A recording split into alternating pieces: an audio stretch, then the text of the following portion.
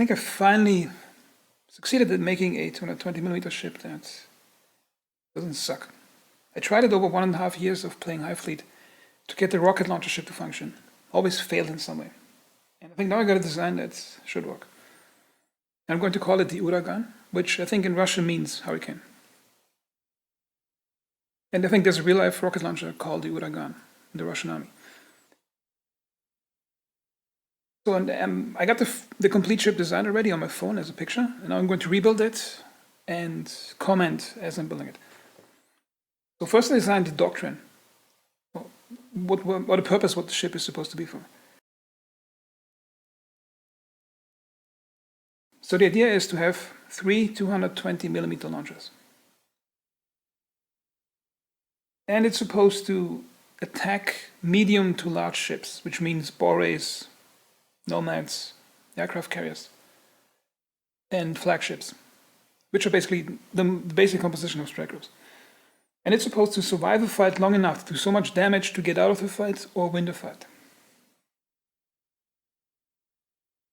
Okay, so let's start. The first thing I did, I wanted to have the bridge in the lower right of the ship side. I don't like to make the ships too symmetrical because I think then you always end up with these weird crab thingies. So, okay, let me look at my phone. And tiles, okay, first I created tiles up here. And 3 tiles upwards. So the first thing I want to do is to install the thing that's the main purpose of that ship.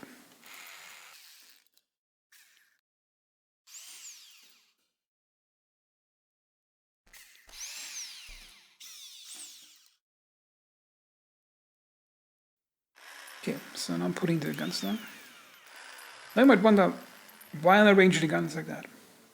The thing is, when I'm fighting, in most cases, the way I'm playing, I like to approach the ships from here and fire in that direction, about the 1 or 2 o'clock direction. That's my favorite position to fight enemy ships. And with the 116 patch, it actually matters how you arrange the guns because of firing sectors. So the main firing direction is going to be in that direction. Okay, now the next thing you have is, you need a lot of ammo to run 3 rocket launchers. You need 12 ammo, which means you need 6 ammo boxes. Okay, so next thing I did was basically install it like so.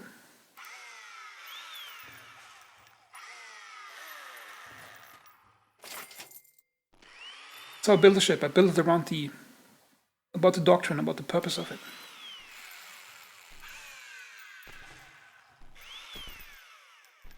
To save it.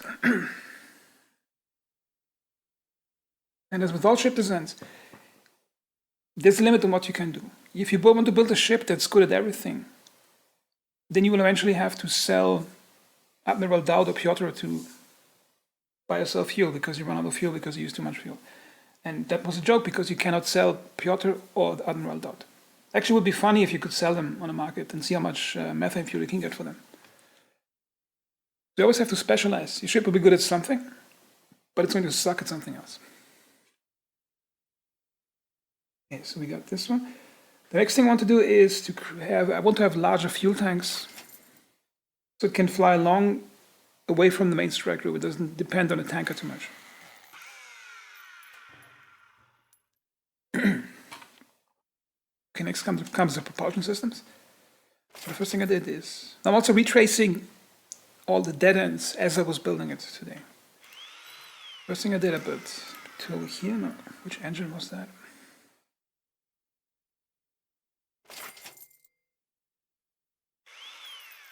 Those are large rotating engines. Then I did some test flights just to see if it could fly after I installed some power systems. The problem was that it required extra thrusters to keep it more maneuverable.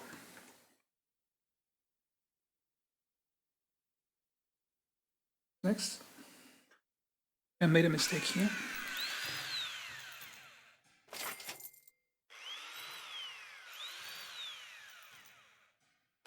Notice here there's an asymmetry, that's intentional. For design purposes, I like aesthetically if the ship looks more like it's built for purpose instead of being built symmetrically. And there's a reason for that, because of ammo boxes are quite heavy in this game. and the guns are heavy themselves. So there's going to be an offset. There's a lot of mass on this side. That's why I'm offsetting the engine a bit further over there, so there's some balance when you're flying it. Now the next thing I did was all the power systems.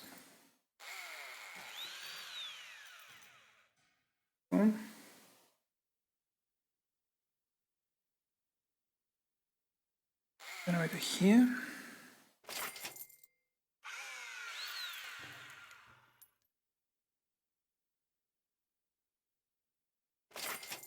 And another one up here. Now I have almost the base frame for basic test flights.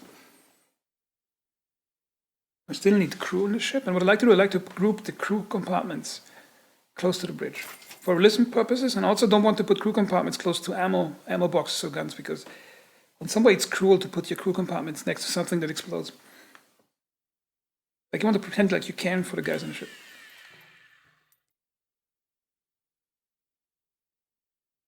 Okay, now I'm going to do a quick test flight.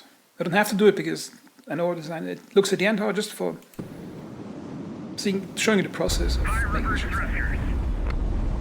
Beginning final approach.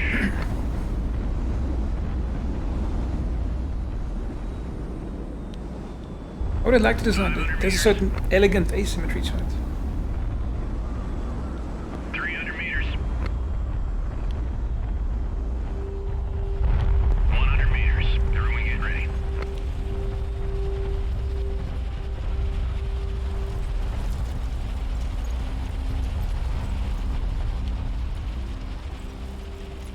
That's the landing.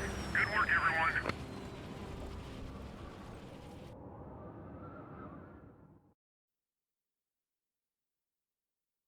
Okay, now we can start piling on more of the systems.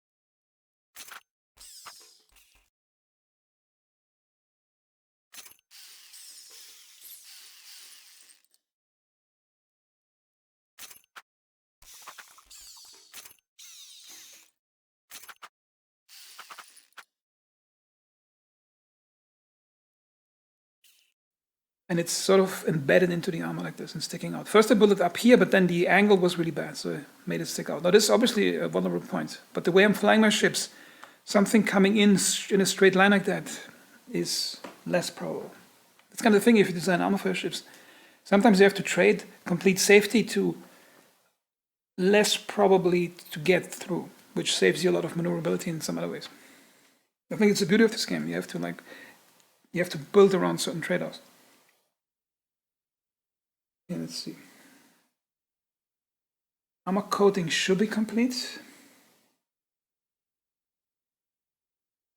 Here now comes the fire. Oh wait, I still have some flare systems built in somewhere. Where did I put it?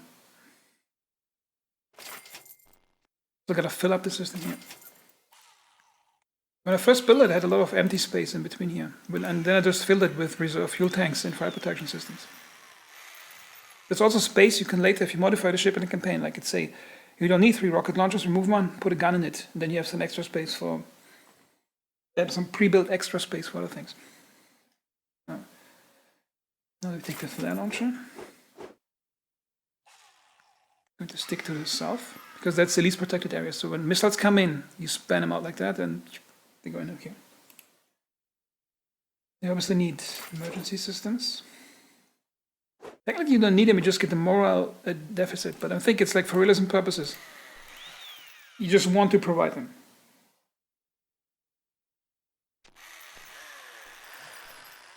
Here we got this one going. Now come the reserve fuel tanks and the fire protection.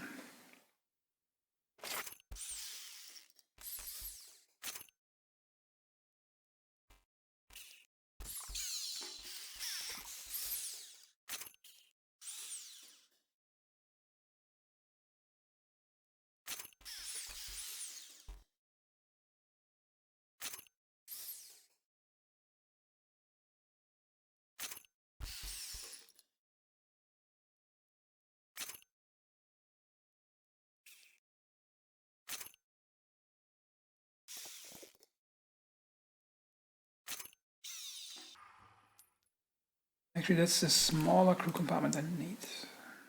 I'm working off the picture on my phone, so I have to. Sometimes the crew compartments they look like something else.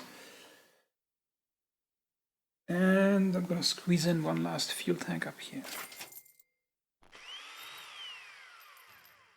So I think the design is done. It should fit my specifications. Checking the screenshot. For some reason, the thing I built right now is 7 kilometers faster than the one I screenshotted.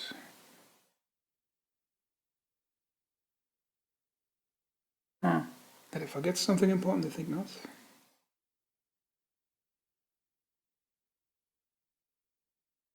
The other systems check out. Okay, so now the ship is complete. And I'm going to test it.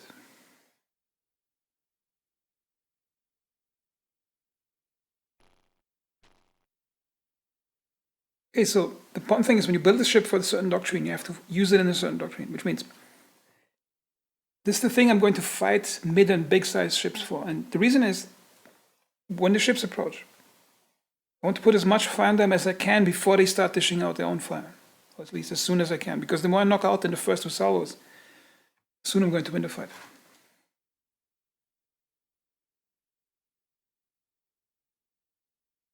See what we can do. So I'm going to take large, difficulty 5, and fight. I've got a Variag, okay, that's a good opponent.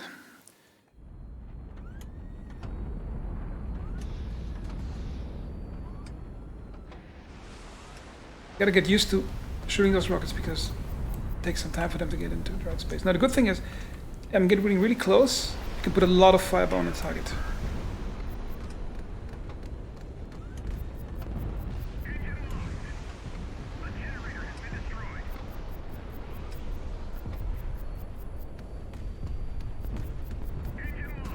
We're just gotta survive to get close enough.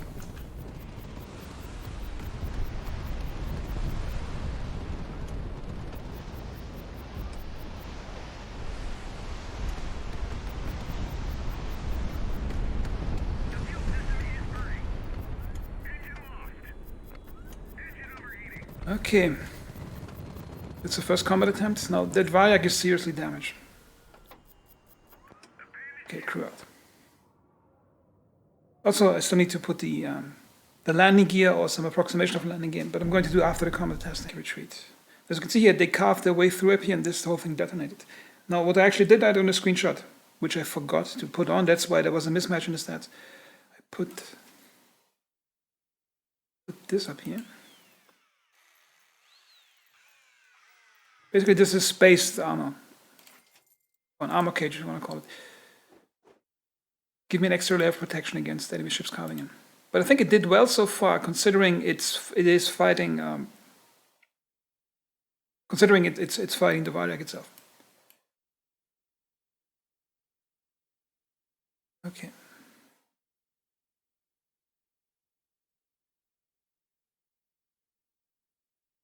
The landing gear I'll do at the end. I'm going to try some improvised thing.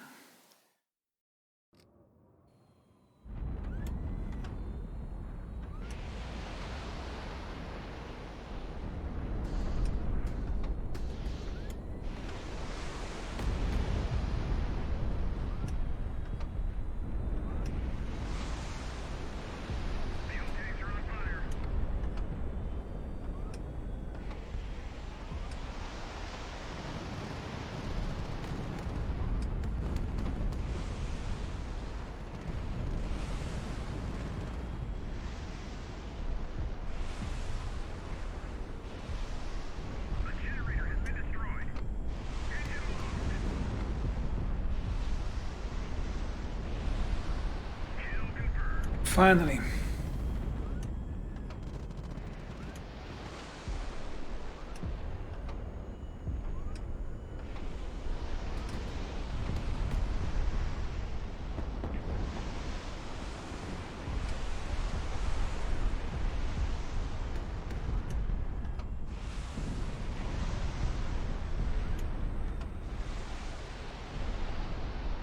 Yeah, just carve through it. Oh yes.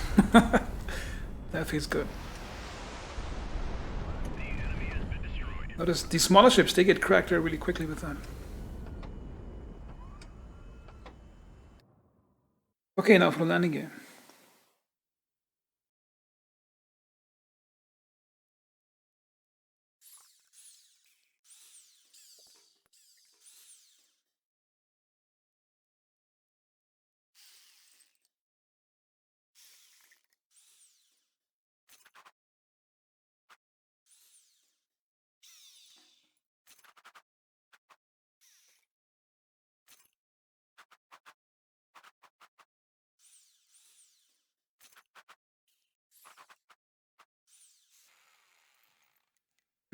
That doesn't look nice.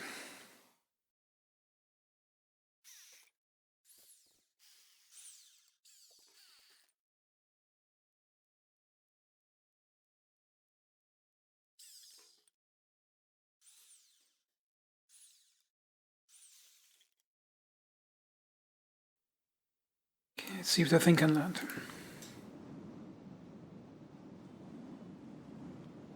Beginning final approach. Fire reverse thrusters.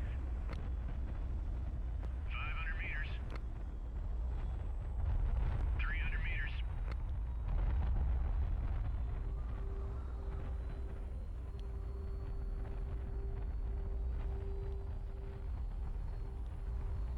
See, it wants to roll over to the right side. Because it's a bit side heavy on this side. 100 meters. Oh, she's a heavy ship. Come on, baby.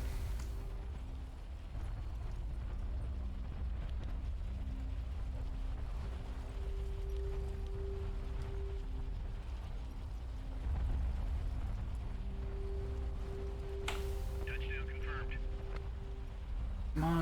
Come on. Yes. Okay, the suspension can handle it. So, and as always, I'll put a link into the video description on my Google Drive where you can directly download the design, so you can try it yourself if you like.